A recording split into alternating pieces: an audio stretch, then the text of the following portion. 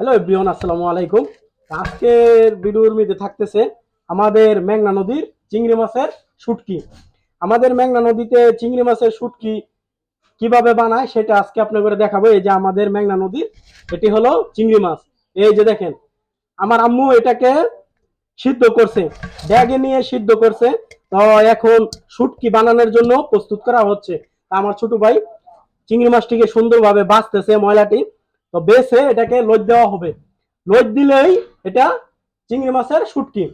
তো চিংড়ি মাছের শুটকি আমাদের এলাকায় যেভাবে বানায় সেই প্রসেসটা এই যে দেখেন, কি সুন্দর সুন্দর।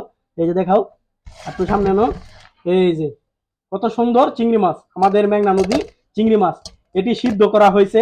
আমার আম্মু বলে সরাইছে যাতে পানিটা কিছু শুকায়, তারপরে এটাকে লদ্র দেওয়া হবে। এই যে দেখেন, তো লদ্র দেওয়া হবে।